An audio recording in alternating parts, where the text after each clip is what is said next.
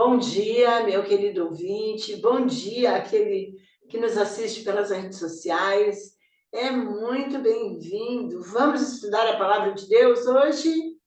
Vamos conversar a respeito do que Jesus pensa, não é mesmo? Estamos iniciando o livro de Marcos. Marcos é um livro muito importante para nós cristãos, porque é o primeiro dos evangelhos que foi escrito. Olha que beleza, né? Temos um documentário que é pessoal de Marcos. Você está assistindo ao programa Novo Tempo e estamos no ar para conversar sobre os sagrados escritos de Jesus. Fique conosco e vamos orar antes de começar o nosso estudo. Querido Deus, estamos gratos porque o Senhor nos dá mais esta oportunidade de nos encontrarmos e de conversarmos sobre o Santo Evangelho. Abençoa, Senhor, abençoa o nosso estudo, abençoa cada pessoa que nos assiste, quer seja pelo rádio, quer seja também pelas redes sociais, que o Senhor esteja confortando e animando a cada coração neste domingo, pois nós agradecemos e pedimos tudo em nome de Jesus. Amém. Amém. Bom dia a todos. Que a graça e a paz do nosso Senhor Jesus Cristo permaneça com todos de um modo muito especial.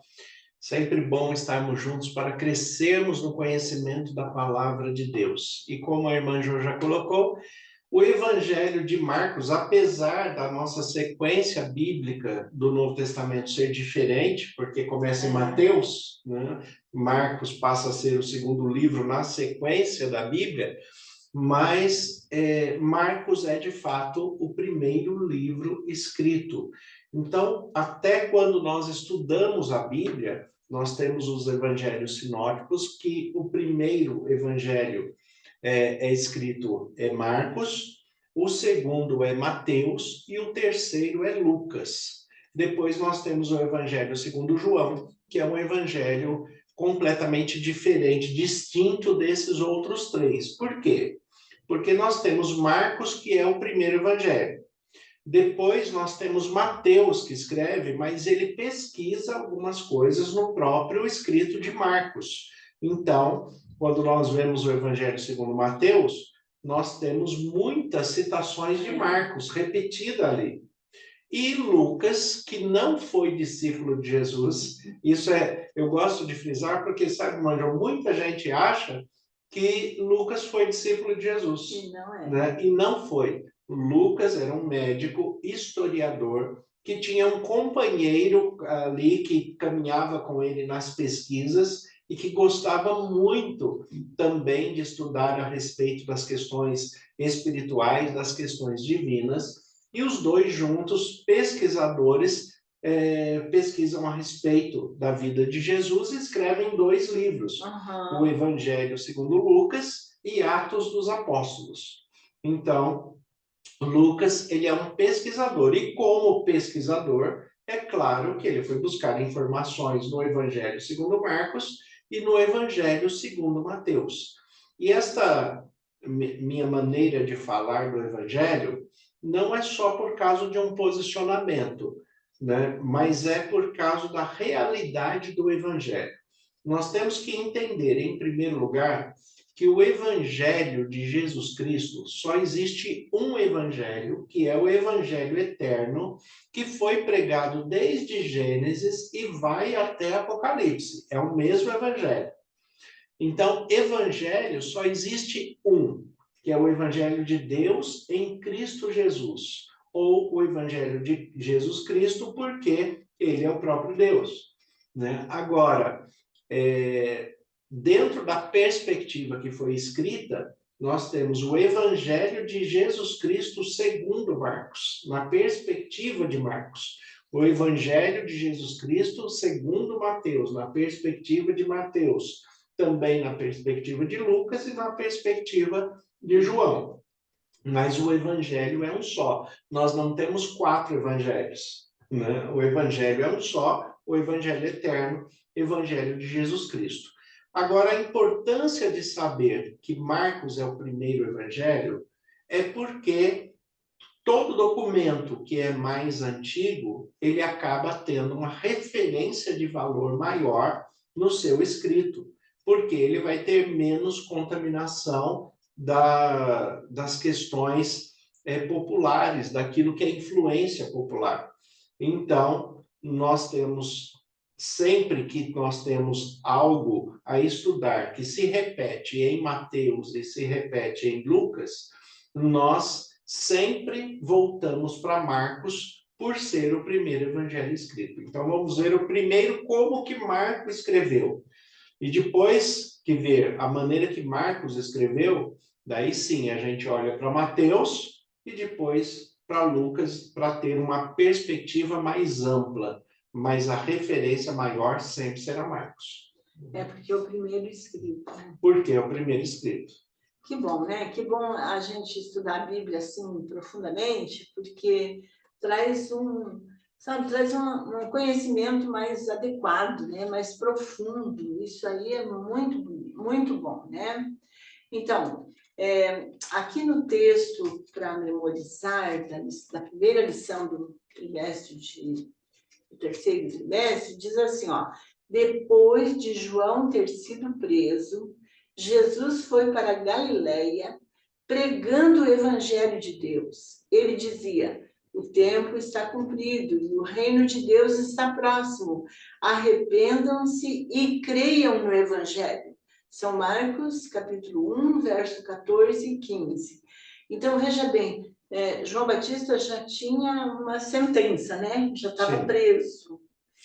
Já estava preso e já estava caminhando para a morte, porque dentro da perspectiva ali da onisciência de Jesus, né? Na sua divindade pelo Espírito Santo, porque alguns atributos divinos foram perdidos ali, foram descartados quando Paulo coloca em Filipenses que Jesus, ao se tornar homem, ele se esvaziou de Deus. Então, alguns atributos de Jesus como Deus foram descartados para que ele pudesse viver a sua humanidade. Mas o que ele precisava saber, é claro que o Espírito Santo trazia as informações para ele.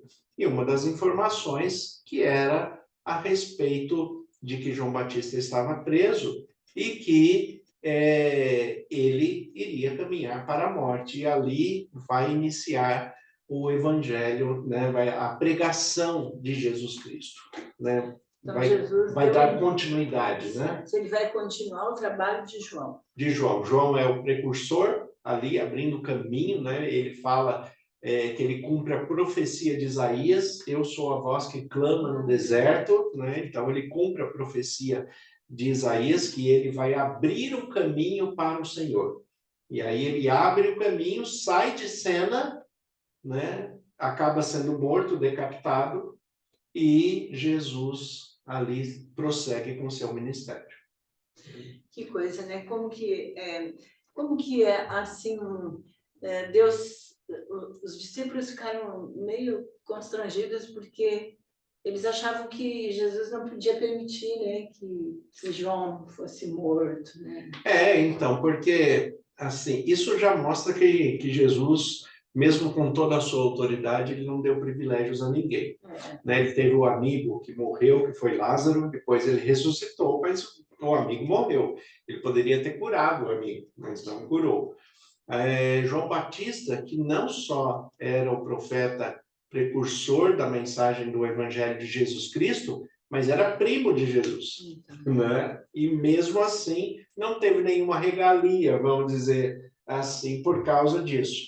Isso mostrando que Jesus, na sua postura divina, também não faz acepção de pessoas. Ele faz aquilo que deve ser cumprido, aquilo que deve ser feito para chegar a um propósito maior, que é a salvação de todos os homens. Agora, nesse texto aqui que a irmã destacou, que está no nosso estudo aqui, de Marcos, capítulo 1, versículos 14 e 15, uma expressão que a gente tem que destacar aqui é quando o texto fala que o reino de Deus está próximo, né? A questão, essa palavra próximo, dentro da estrutura desse texto no grego, não é de próximo no sentido que vai chegar logo, né? É próximo no sentido que já está ali, próximo naquilo que está ao alcance das mãos. Eu já posso pegar. O que está próximo de mim eu alcanço. É nesse sentido, eu já posso alcançar porque o reino de Deus chegou. Ele já está próximo a mim, ele está do meu lado. Não é que vai chegar, né? Não é que vai chegar, ele já chegou. Porque nós vamos ter também outros textos bíblicos falando literalmente isso. O reino de Deus está próximo, como esse, em outros o reino é chegado ao reino de Deus. Ou seja, o reino de Deus já chegou. O está próximo aqui não é no sentido que ainda vai chegar, mas sim que já está ao alcance, né? Que eu já posso pegar. O que isso significa? Significa que o reino de Deus, na verdade, ele já foi instaurado. Nós vivemos o reino de Deus, mas o reino de Deus ele foi instaurado diferente daquilo que as pessoas imaginavam, porque eles imaginavam um reino humano, que Jesus seria um rei humano, que montaria ali uma estrutura social, que tivesse as suas leis, que fosse um país, né? E o país de Jesus é o reino celestial. Ele mesmo fala, o meu reino não é deste mundo, né? O meu reino não é daqui, é um reino celestial. Então, quem participa do reino de Jesus? Todos aqueles que o recebem como Senhor e Salvador de suas vidas. É o que João depois vai escrever. Ele fala, veio para o que era seu, mas os seus não o receberam. Mas a todos quanto receberam, deu-lhes o poder de serem feitos filhos de Deus. Então, se você recebe Jesus Cristo na sua vida hoje e aceita como Senhor, seguindo as suas instruções, para que ele seja o seu Salvador, você já participa do reino hoje. Então, ele está próximo, ele está ao teu alcance. É só você querer participar dele. Então, é bonito isso, porque, na realidade, a gente está vivendo os princípios do céu agora, né? Sim. E é isso que nós estamos lutando enquanto cristãos, enquanto igreja cristã, porque, Manjão, o mundo está difícil, não está? O mundo está muito complicado e nós, como cristãos, estamos lutando para manter os princípios, os valores de ética, de moral, de harmonia, de respeito, de família, né? Quando Deus ele passa uma missão para Abraão, e ele fala, em ti serão benditas todas as famílias da terra, essa missão passou para os cristãos hoje. Então, o que quer dizer isso? Que os cristãos são referência. E uma das nossas grandes dificuldades hoje é manter o próprio cristão enquanto referência, né? Por quê? Nós não podemos abrir mãos de princípios conjugais, de princípios familiares, criação de filhos, né? Um modelo de relação social, um modelo de caráter na questão trabalhista, né? Então, nós temos todos os aspectos que envolvem o ser humano em que a Bíblia nos instrui dentro daquilo que nós precisamos ser. Então, se nós perdêssemos este parâmetro, a sociedade como um todo entraria num colapso sem retorno, que é isto que, infelizmente, a sociedade está caminhando. Quanto mais ela tira Deus da sociedade, falando que cada um pode seguir o seu próprio caminho, compreender a vida como ele acha melhor, fazer da melhor maneira que ele compreende, né? Então, quanto mais ele faz isso e despreza a orientação de Deus, mais colapso ele vai ter na sua vida pessoal e na sociedade. Por isso que nós temos uma sociedade doente hoje, né? Doente e de uma doença terminal, chama pecado. Né? Porque a Bíblia fala que o salário do pecado é a morte. É a morte. Então, é uma doença terminal. O pecado só tem solução em Jesus. E as pessoas não estão aceitando, né, os princípios de Jesus, então isso dá um colapso em todo lugar. Em todos os lugares. Vai ter um momento que, vamos dizer, a humanidade, comparando a humanidade com o corpo humano, vai chegar um momento que a sociedade vai viver uma falência múltipla. Né? Que nem a gente fala, né, quando morre alguém, né? Uma falência múltipla, porque todas as instituições observem o que está acontecendo, né? Comparem a família de hoje dentro dos padrões bíblicos. Nossa, está muito distante, né? Está muito distante. Né? Criação de filhos dentro do padrão bíblico, né? Está muito distante. Então, nós precisamos voltar às bases, porque se nós não voltarmos às bases, o mundo ele vai se perder. Agora, o que acontece é, nós não mudaremos o mundo, nós não temos essa intenção. Nem Jesus mudou o mundo. Jesus mudou a vida de 12 pessoas. Na verdade, de 11, porque teve um que não quis mudar, né? Mas é que tem o outro que entrou depois, que é o apóstolo Paulo, para completar os 12 de novo. Né? E por que 12 é importante? Era importante esse número. Por que 12 tribos de Israel? Por que 12 discípulos? Porque a Bíblia trabalha num sistema que a gente chama de gematria, é um sistema hebraico. E a gematria, ela tem símbolos numéricos. E o 12 representa o ensino. O 12 é sempre relacionado a alguém que tem que aprender algo. Então, 12 tribos, por quê? Porque a humanidade era representada em cada uma daquelas tribos e todos tinham que aprender de Deus. São 12 discípulos, porque são aqueles que têm que aprender de Deus em Jesus Cristo. A questão é, nós sempre temos que aprender para manter os parâmetros. Vamos mudar o mundo? Não. Volta para o texto de João. Veio para o que era seu, os seus não receberam, mas todos quanto receberam, deu-lhes o poder de serem feitos filhos de Deus. Então, para quem recebe, é transformado. E vai viver melhor, com mais harmonia, com mais tranquilidade, com mais confiança, né? E dá um testemunho, né? Porque a transformação traz um testemunho muito importante, né? Para os outros, né? Para os que estão ao redor. Sim, e isso que a irmã Joia está colocando é muito importante, porque não existe cristão que não tenha sido transformado, né? Todo cristão, ele está em processo de transformação. Né? Mesmo aquele que já se converteu, que já tem aí 30 anos, 40 anos de conversão, de cristianismo, ele continua num processo de transformação, porque santificação é um processo para a vida inteira. Né? E nós estamos caminhando dentro desse processo. Mas nós já aprendemos muito, já mudamos muito, já somos muito transformados. Tem alguns cânticos da igreja que hoje, por exemplo, não fazem muito sentido para a gente. Como, por exemplo, tem um cântico que é muito bonito, eu gosto muito dele, chama Dai-me um coração igual ao teu.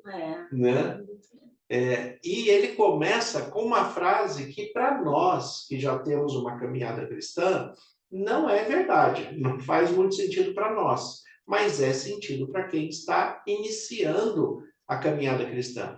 O cântico começa falando assim: se tu olhares, Senhor, para dentro de mim, nada achará de bom. Né? Porque Deus precisa transformar, né? E isso, na verdade, isso para a gente que já caminha há um tempo com Deus, isso não é verdade. Porque hoje, se Deus olhar para dentro da gente, vai achar coisas boas. Mas vai achar coisas boas porque Ele já transformou. Não é inerente a nós. Né? Ele que colocou ali, é Ele que transformou. E é dessa transformação que Marcos fala, né? Marcos, a todo momento, ele já começa o evangelho dele falando de uma cura. Né? Já mostrando que a perspectiva dele é o quê? A humanidade precisa de cura. E quem não precisa de cura, né? Quem não precisa de cura?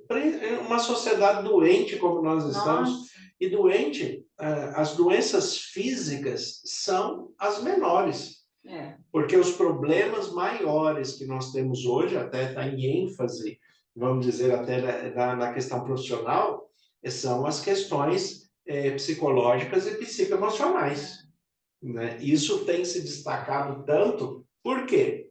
Porque, na verdade, as pessoas estão doentes, estão adoecendo, porque elas estão buscando felicidade, cura, prazer em algo que não é sólido, que não é constante, que pode trazer algum prazer momentâneo, alguma alguma alegria instantânea, mas não é permanente, não é duradoura, né? E aí vira uma droga, né? Porque aquilo que não é permanente em nós, ele vira uma droga. Porque o que faz a droga? Ele traz um êxtase e depois acaba. Daí a pessoa quer mais, ele vai usar de novo, tem um êxtase, depois acaba. Se a gente for levar a vida dessa maneira, né, o desgaste é muito grande e as doenças emocionais vão aparecer.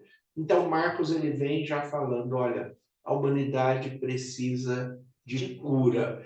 E a primeira cura que ele apresenta é bastante interessante, porque é a cura de um endemoniado. então, que eu acho que era um problema emocional também naquela época, né? Também. Agora, a questão é, o que Marcos quer colocar, muito mais do que essa questão de endemoniado em si, o que Marcos quer mostrar é que a primeira cura que todo ser humano precisa é espiritual. Porque se a pessoa buscar Deus, já melhorou, assim, 50%, né? Já melhorou até mais, mas pelo menos 50% ele melhora. Porque a perspectiva dele de vida vai mudar muito. A concepção de vida vai mudar muito. Sabe que nós temos um ateu bastante conhecido em geral, né, no Brasil, que foi ateu por muito tempo, se tornou cristão ao estudar a vida de Jesus, que é o Dr. Augusto Cury. Né? Famoso. Muito famoso, escritor, uma pessoa extremamente competente na sua área. Ele era um ateu convicto, até que ele começou a estudar Jesus dentro da psicologia, da psiquiatria, né? Estudando a pessoa de Jesus através dos escritos. E ele fala no testemunho dele, que num primeiro momento, ele pensou assim, olha, essa pessoa aqui, Jesus, enquanto ser humano, ele pode não ser Deus, mas o que ele fala é tão bom que vale a pena seguir, vale a pena colocar em prática. E aí ele colocou em prática o que Jesus ensinava. E quando a gente coloca em prática o que Jesus ensina, a gente se torna cristão. Não tem como, porque cristão é prática. Né? E aí ele compreende a vida de Jesus, os ensinos de Jesus, e deixa de ser ateu e se torna um cristão convicto. A proposta de Jesus é exatamente essa. A proposta de Jesus não é que ninguém seja um religioso. Porque a religião tem tantas, né? Tantas religiões com ideias diferentes, com pregações diferentes. Agora, cristianismo é um só e é igual para todos. Né? É por isso que no programa a gente sempre repete aqui que este programa ele é independente da sua expressão de fé, do seu vínculo religioso, da igreja que você participa. Nós estamos estudando Bíblia para o crescimento cristão. Então, todo aquele que se considera cristão é convidado a estudar a Bíblia conosco, né? Para que nós possamos crescer juntos. Não tem denominação, né? Tem gente que não vai à igreja, né? Por exemplo, eu trabalhei com um médico que ele falava para mim assim, eu não vou para igreja nenhuma, mas todo dia eu reúno a minha família e leio uns salmos e a gente faz uma oração. Olha que prática, né? E ele seguia aquilo que a Bíblia ensinava. Sim. Ele é um ótimo médico, ele ainda está em Dracena. Então, é interessante essas coisas da gente estudar, porque a gente acaba se assemelhando, né? A gente vai reconhecendo o que pode ser melhorado, porque não existe ninguém que seja bom o suficiente que não possa ser melhorado. Mesmo. Nada é tão bom que não possa ser melhor. Por melhor que você se considere, e você pode realmente ser uma pessoa boa, uma pessoa íntegra, uma pessoa de bom caráter, de bom relacionamento familiar. Se você se aproximar de Deus, você vai se tornar uma pessoa melhor, ainda melhor, né? Por bom que você seja, você vai se tornar uma pessoa melhor. Melhor. Mas voltando às práticas de Marcos, né? A Bíblia ensina que Marcos foi um missionário fracassado. Interessante então, isso, né? Até teve uma briga ali entre Paulo e Barnabé. Por causa dele. Por causa de Marcos, né? Até a expressão alguns confundem no livro de Atos, porque o nome que eles colocam lá é João Marcos. Né? E alguns falam, mas será que era João? Não, era Marcos. O problema é que era Marcos. A questão é, missionário fracassado. Por quê? Primeiro, na perspectiva de Deus, o que é fracasso? Então, será que tem fracasso para Deus? Ou será que é um jeito diferente de conduzir as coisas? Sim. Fracasso, eu costumo dizer que fracasso para Deus é desistência. A pessoa só fracassa quando ela desiste. Não é quando não dá certo alguma coisa. Porque quando não dá certo alguma coisa, eu tenho que avaliar o porquê. Se eu quiser retomar aquela ação, eu tenho que avaliar o que deu errado, por que deu errado e fazer diferente. Afinal de contas, Einstein tem uma frase atribuída a ele que fala, né, que é insanidade fazer a mesma coisa do mesmo jeito esperando um resultado diferente. Né? É uma verdade mesmo. É uma verdade. Se você faz a mesma coisa do mesmo jeito, vai dar o mesmo resultado. Então, quando você fez algo que fracassou, sente, avalie, estude o que pode ser mudado, o que pode ser melhorado. Então, aquele fracasso, ele serve como aprendizado, né? E esta foi a discussão do apóstolo Paulo com Barnabé a respeito de Marcos, né? Por quê? Porque Paulo tinha essa perspectiva. Então, Marcos é um jovem. Ele teve dificuldades na pregação do evangelho? Teve, mas ele está aprendendo. E Barnabé lá, duro, falando, não, mas eu não quero ele mais comigo. Eu não quero ele caminhando comigo. E daí Paulo, mas eu quero, ele vai ficar comigo. E é o momento em que Paulo e Barnabé se separam por causa dessa discussão. E aí Paulo dá uma oportunidade para Marcos reavaliar o que ele tinha feito, né, de errado, e Marcos se torna um grande pregador a ponto de ter o seu evangelho escrito na Bíblia. Então, aquele pensamento que algumas pessoas dizem, né? Faça do seu fracasso os degraus da sua vitória, é uma realidade na vida de Marcos. É uma realidade cristã, é uma realidade na vida de Marcos e é uma realidade, pode ser uma realidade na vida de qualquer um, né? Ou seja, aprenda com os seus fracassos. E também existe uma outra perspectiva dentro do fracasso. É eu avaliar se aquilo deu errado porque não era propósito de Deus para a minha vida.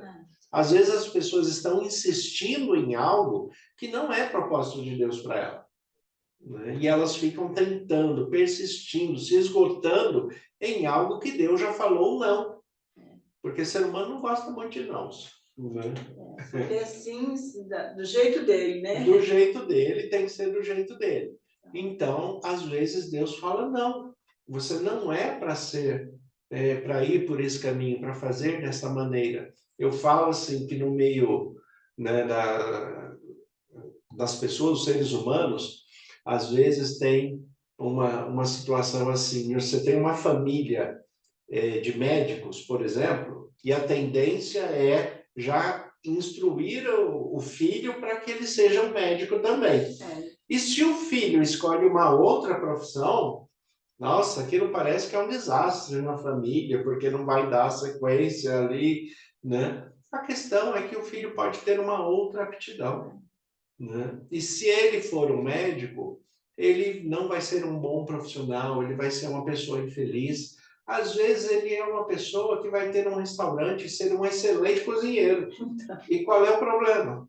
Né? Todo mundo precisa comer, né? Todo mundo precisa comer. Ele vai tratar da saúde, mas de outro jeito, né? De outra maneira. Aliás, a alimentação pode ser muito preventiva, né, com relação à saúde. Né? Então, assim, respeitar e buscar orientação divina para saber quais são as suas aptidões, qual é o dom que Deus te deu, qual é o caminho que o Espírito Santo está te guiando. Então, ter essa sensibilidade vai evitar os fracassos humanos. Né? Tem um texto de Tiago, que eu gosto bastante dele, que ele fala a respeito da falência dos planos humanos. Né?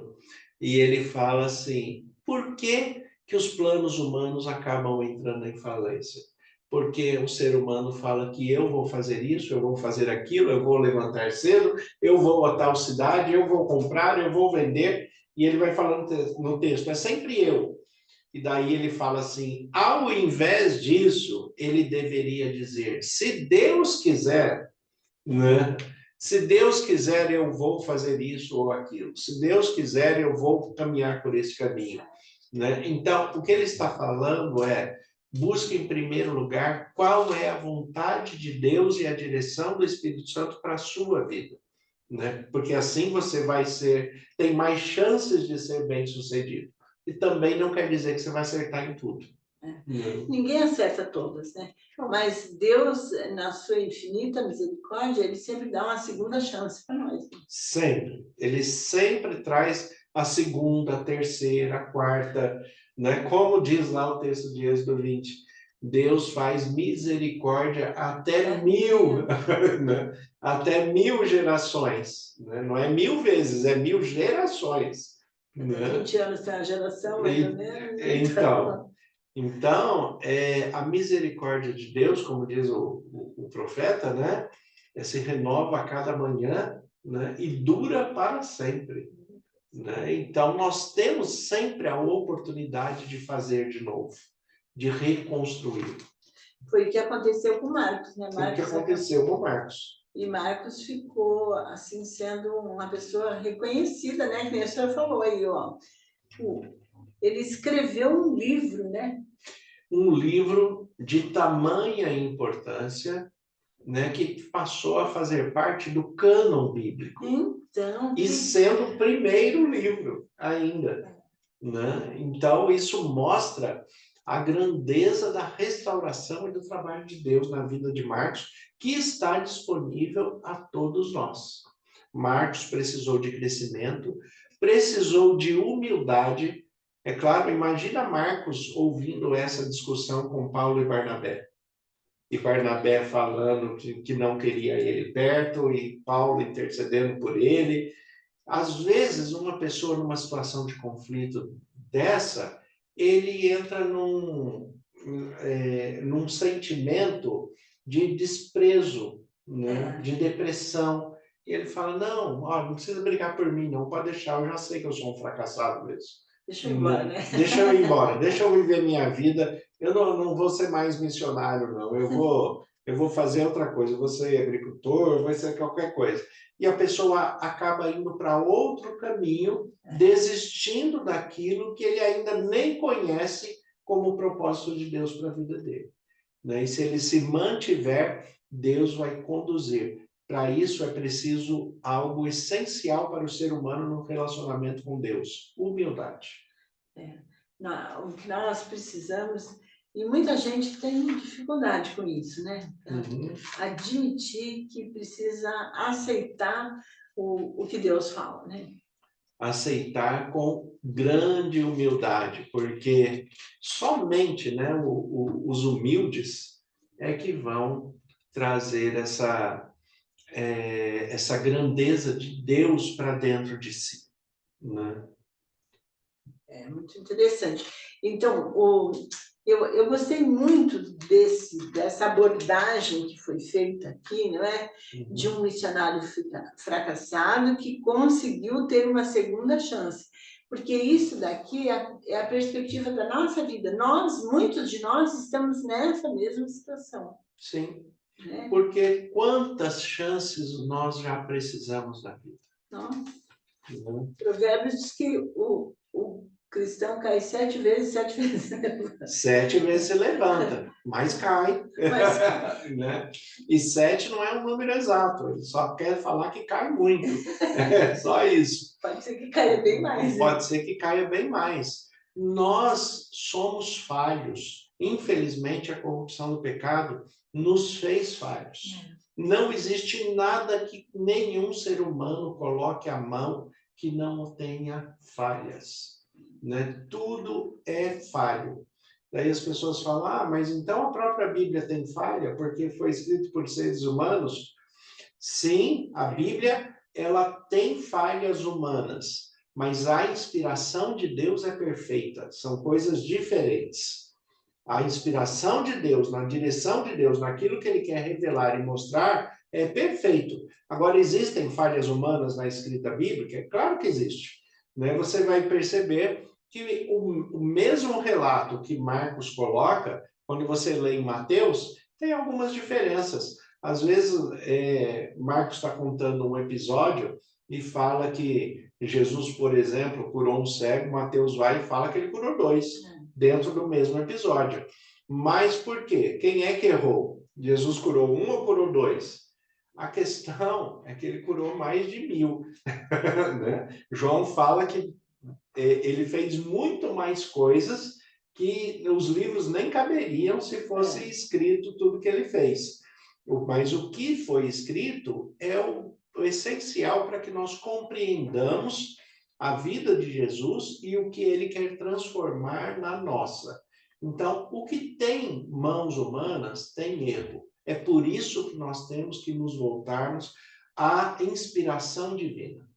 Daí vai ser perfeito. Não? Então, se a gente procurar, né, entender a Bíblia, eu posso entender diferente de outra pessoa, mas eu posso acrescentar, não posso, né? Vai somando coisas, né? Vai somando coisas, né? E para isso, né, ser mensageiro. Né? O que é um mensageiro? É alguém que traz uma mensagem importante. Né? Ele traz uma mensagem importante. Agora, qual é o privilégio de ser mensageiro de Cristo? Nossa, muito, né? Trazendo coisas boas, né? Porque Jesus só trouxe coisas boas para nós. Sim.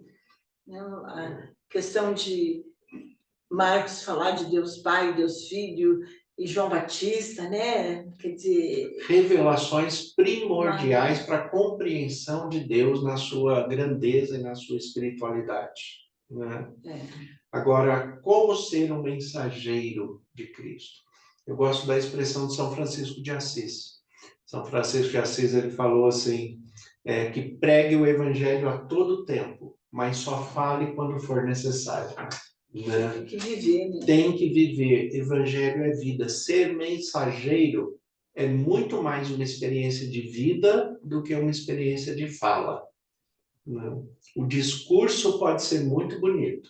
Se ele não for coerente com a prática, nós vamos ter muitos problemas, vamos ter muitas questões aí, né? E a condução, né, que o Marcos faz dentro do nosso estudo aqui, é chegar o momento do batismo, né?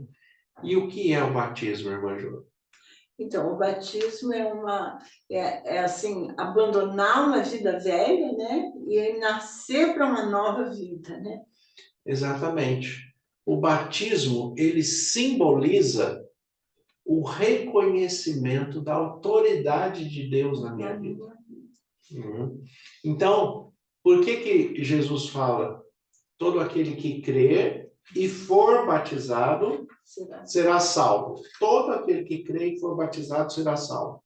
Por que que existe essa necessidade do batismo?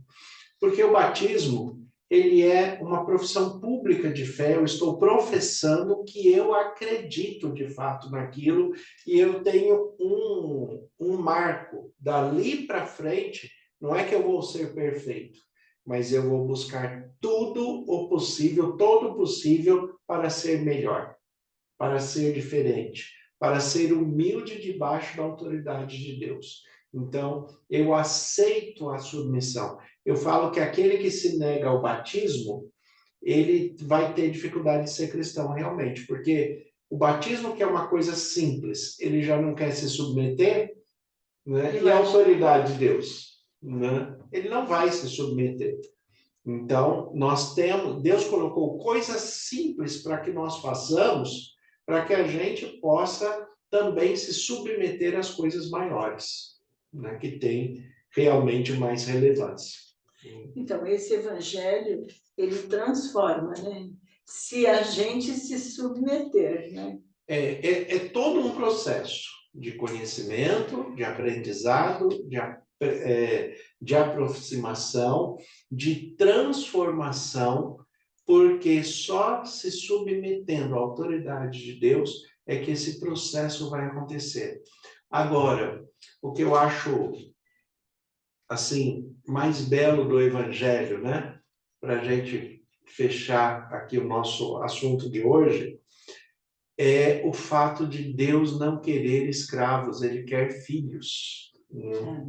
O Evangelho de Jesus Cristo não é para escravizar você, é o contrário, é para dar liberdade. Jesus ele fala que conhecereis a verdade vos libertará. A verdade vos libertará. A verdade liberta, ela não escraviza, né? Deus quer que nós sejamos livres. Agora, ele quer que nós sejamos livres com consciência para fazer o bem.